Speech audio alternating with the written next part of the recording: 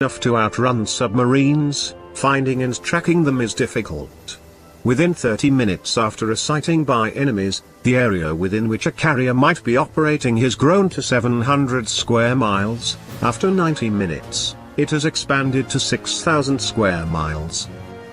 U.S. aircraft carriers are equipped with extensive active and passive defenses for defeating threats such as low-flying cruise missiles and hostile submarines. These include an array of high-performance sensors, radar-guided missiles and 20mm Gatling guns that shoot 50 rounds per second. The carrier air wing of 60-plus aircraft includes a squadron of early warning radar planes that can detect approaching threats, including radar periscopes, over vast distances, and helicopters equipped for anti-submarine, anti-surface and counter-mine warfare. All of the carrier's defensive sensors and weapons are netted together through an onboard command center for coordinated action against adversaries. Carriers typically deploy as part of a carrier strike group that includes multiple guided missile warships equipped with the Aegis combat system. Aegis is the most advanced air and missile defense system in the world, capable of defeating every potential overhead threat including ballistic missiles. It is linked to other offensive and defensive systems on board U.S. surface combatants that can defeat submarines, surface ships and floating mines, or attack enemy sensors needed to guide attacking missiles. In combination with the carrier air wing, these warships can quickly degrade enemy systems used to track the strike group. Carrier strike groups often include one or more stealthy attack subs capable of defeating undersea and surface threats. Although U.S. aircraft carriers are protected by the most potent, multi-layered defensive shield ever conceived, they do not take chances when deployed near potential adversaries. Their operational tactics have evolved to minimize risk while still delivering the offensive punch that is their main reason for existing. For instance, a carrier will generally not operate in areas where mines might have been laid until the area has been thoroughly cleared. It will tend to stay in the open ocean rather than entering confined areas where approaching threats are hard to sort out from other local traffic. It will keep moving to complicate the targeting challenge for enemies. It will also use links to other joint assets from the seabed to low Earth orbit to achieve detailed situational awareness. Although there has been much speculation about emerging threats to aircraft carriers, the Navy invests heavily in new offensive and defensive technologies aimed at countering such dangers.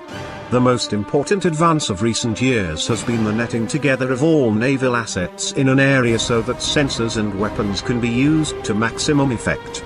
Initiatives like the Naval Integrated Fire Control counter-air program link together every available combat system in a seamless, fast-reacting defensive screen that few adversaries can penetrate. Numerous other advances are being introduced, from the penetrating recon capabilities of stealthy fighters to shipboard jamming systems to advanced obscurants that confuse the guidance systems of homing missiles. The bottom line on aircraft ain't any American air defenses. These weapons are able to clear the United States missile defense both of today and of tomorrow, and even of the day after tomorrow, Rogozin said. Rogozin also noted that the existing Russian nuclear deterrent forces, made up of various missiles including the Soviet-era R-36M2 Voda, SS-18 Satan, ICBMs, which he described as very reliable, will remain in use until the latest arsenal becomes operational. While the weapon of the future wasn't named, media were quick to allege that Rogozin was most likely describing the RS-28 Sarmat heavy intercontinental ballistic missile, which is being introduced as part of Russia's nuclear modernization. Currently Sarmat is undergoing the final stages development at the Makeff Rocket Design Bureau in the city of Myers. According to reports, the new missile, weighing at least 100 tons, will be capable of carrying a payload of up to 10 tons on any trajectory. We can rip their air defenses apart. At the moment, the US Defense Shield poses no serious military threat to us, except for provocations, Rogozin said. Last summer the US activated an $800 million missile shield base in Romania, which will form part of the larger Aegis-based missile defense system in Europe. While the officially stated purpose is to counter a potential threat from Iran, the system's proximity to Russian borders threatens Russia's national security by tipping the global balance of power. Moscow has taken countermeasures, including the deployment of Iskander missile system to its western exclave. The system consists of ground-based interceptor (GBI) missiles based throughout the west coast of the US and a radar in the state of Alaska. In the lengthy interview about Russia's military capabilities, Rogozin also mentioned Moscow's state-of-the-art tank. Speaking of tanks, we definitely have an advantage, because the T-14 armored tank today leaves American and Israeli tanks, not to mention European tanks, behind in terms of technical characteristics.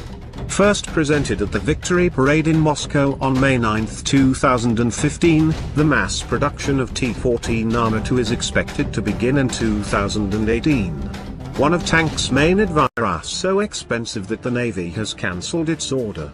Back when it was originally conceived, their Zumwalt was supposed to be the modern-day incarnation of the big-gunned cruisers and battleships that once provided fire support for Marines storming hostile beaches. This ability to lob devastating volleys of powerful explosive shells deep inland to take out hardened enemy positions, weapons, and infrastructure was lost after the Gulf War's end, when the last of the Iowa-class battleships were retired. To bring it back, their Zumwalt's design included a new gun, the Advanced Gun System, AGS. The automated AGS can fire 10 rocket-assisted, precision-guided projectiles per minute at targets over 100 miles away.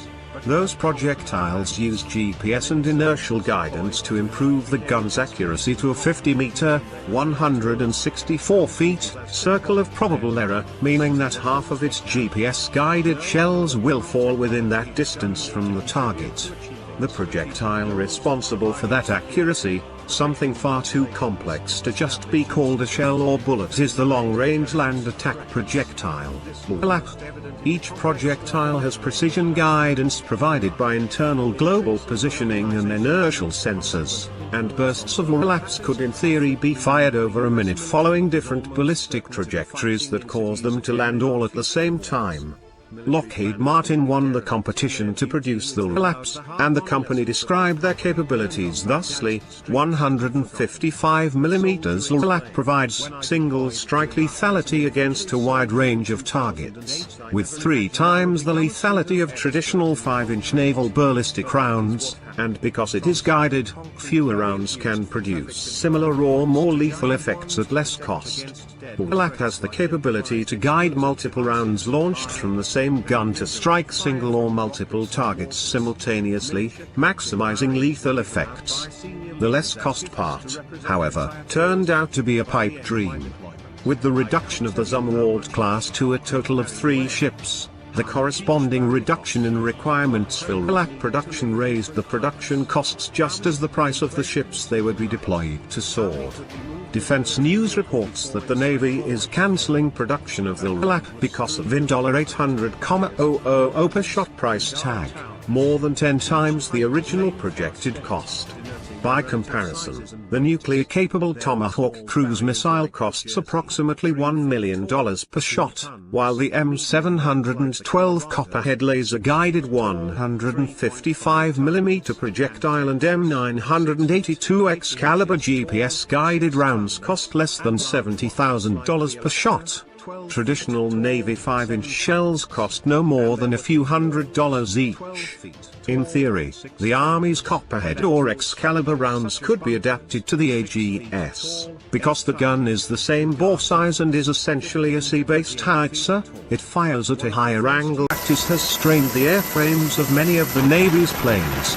At the moment, probably the biggest debate in the Navy involves the A-class program, an effort to supply the Navy with a long-range stealth drone.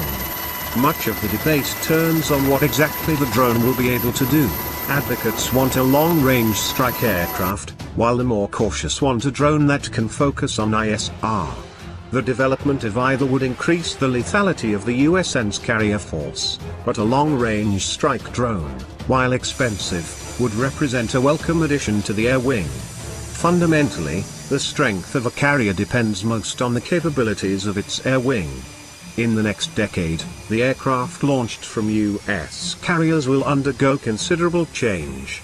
Most notably, the arrival of the F-35C, whatever the larger problems with the program, will increase the stealth, sensor capacity, and communications capabilities of the air wing. In combination with the EA-18 Growler, this will increase the lethality of the entire air wing. Down the road, the Navy's pursuit of a sixth-generation fighter will hopefully keep the carrier air wing vital and effective, even against strongly defended targets. The aircraft that the Gerald Ford enters service carrying will look little like those that it flies when it leaves service. The biggest threat to the future of the aircraft carrier lies not in missiles or torpedoes, but in the enormous combined cost of the ships, their escorts, and their air wings. This is a problem that has not improved over the past century. Carriers have grown ever more expensive, increasing the strain on defense budgets and national governments. The Ford class and the F-35C have not been exceptions to this trend, as both have exceeded cost expectations. In the future, the Navy hopes to rein in costs by focusing on finding construction efficiencies, and using concurrency to accelerate the development and operationalization of new technologies. Thus far the results haven't been great. In the future, the exorbitant cost of the ships and their aircraft may force the Navy to choose between smaller carriers, or fewer carriers. Aircraft carriers are just big ships with flat decks. Their true power comes from their ability to placement for the SR-71 was in the works. The name stuck, and the chase was on. But was it an Aurora chase, or a wild goose chase? In 1988, the New York Times reported that a successor to the SR-71 was being developed, one capable of flying at Mach 5. The SR-71 was pulled out of service 2 years later and made a brief comeback in the late 1990s. In the early 90s, a series of mysterious sonic booms began rattling the California coastline, noises that defied easy explanation. To this day, sonic booms are still reported across swathes of Southern California. One such report from April 2009 was investigated by the local press, which could find no explanation for it. Many are undoubtedly from natural phenomena, such as meteorites entering Earth's atmosphere. But some of these sonic booms are obviously from run-of-the-mill military sources. And Aurora watchers have their own explanation. The booms are from Aurora returning to bases in Southern California after flying over the Pacific Ocean. Whatever was creating the sonic booms, they were picked up by California's earthquake monitoring network. Designed to record tremors in the earth, seismographs monitored by the U.S. Geological Survey have inadvertently picked up the booms. In 2001, a paper produced at the California Institute of Technology's Graduate Aeronautical Labs analyzed the booms and concluded that whatever they were, they came from some unknown, offshore event. The regularity begs two questions. If the sonic booms are a natural phenomenon, why were they suddenly occurring now? Second, if the booms were made by the US military, as they occasionally are, why is the military unable to explain them? There have also been sightings of mysterious aircraft attributed to Aurora. In 1989, Chris Gibson, a veteran plane watcher and former member of the Royal Observer Corps, reported seeing a mysterious aircraft while stationed on an oil rig in the North Sea. Gibson reported the aircraft resembled an isosceles triangle and was accompanied by a KC-135 tanker aircraft. In 1992, aviation enthusiast Stephen Douglas photographed what came to be known as donuts on a rope contrails. The unusual contrails were said to be accompanied by an unusual, pulsating engine roar. Both have been attributed by Aurora buffs to the use of pulse-detonated wave engine technology allegedly used by Aurora to achieve hypersonic speeds. In 1992, Aviation Week reported that military monitoring hobbyists had listened in on an exchange between Edwards Air Force Base and an unknown, high-altitude aircraft identified as gas pipe. Edwards aircraft controllers could be overheard advising gas pipe that it was being tracked at 67,000 feet. far above the normal operating altitude of military aircraft, where flight crews of the U-2 and SR-71 typically wear pressurized flight suits. The Air Force confirmed that neither U-2 nor SR-71 aircraft were being controlled at those times. Then it got even weirder. In the late 1990s, journalist Nick Cook of Jane's Defense Weekly traveled to Lockheed's famed Skunk Works to interview its head, Jack Gordon, and to the facility. He later recounted a mysterious incident that left him scratching his head. "Just before I left their Skunk Works building, I stopped in front of a large chart on the wall of the lobby area," Cook wrote. "I hadn't noticed it on the way in. It proudly illustrated the lineage of every Skunk Works aircraft since the XP-80. Past the picture of the U-2, past the SR-71 Blackbird and the F-117A stealth fighter, past the YF-22 and Dark Star, and there was something called Astra. Sitting at the top of the tree, Astra looked like an ultra-high-speed reconnaissance leg," Mattis testified before a Senate subcommittee reviewing the Pentagon budget request for fiscal 2018. "What I'm looking for is a deterrent that will be most compelling to make certain these weapons are never used." Mattis is referring to the Pentagon's Nuclear Posture Review, a top-to-bottom assessment of U.S. nuclear capabilities and strategy, including the Cold War-era triad of bombers, submarines and ground missiles designed to ensure the U.S. could counterattack after a first strike. Mattis' comments came under questioning from California Democrat Senator Dianne Feinstein, who has been waging a lonely fight against one nuclear weapons system in particular, the Long Range Standoff, or LRSO, Air-Launched Nuclear Cruise Missile. "I do not see it as an effective deterrent weapon," Feinstein said. "I see it as Russia taking action to counter it, and with the cost and the fact that we've got new ballistic missile submarines, new bombers, new intercontinental ballistic missiles and new warheads, I wonder why we need to develop this specific weapon? The cost is going to be inordinate." Mattis replied that his initial take is that the bomber leg of the triad will need the standoff capability of an air-launched cruise missile to get past increasingly sophisticated enemy air defenses, but said he's still studying the system. "I've not yet completed my own review," Mattis told Feinstein. "I would say though that we have got to make certain the bombers can get through if they're to be a valid deterrent from these weapons ever being used." Feinstein seemed to be encouraged when Mattis said he would be consulting with former Defense Secretary William Perry, who has advocated eliminating one leg of the triad by phasing out the land-based intercontinental ballistic missiles. Perry is also strongly opposed to developing new nuclear cruise missiles, which he says are uniquely destabilizing weapons, because an adversary cannot tell a conventional missile from a nuclear-armed version, risking miscalculation in a crisis. "I register loud and clear the potential destabilizing view that some people see this weapon bringing, and I'm taking that on board," Mattis said.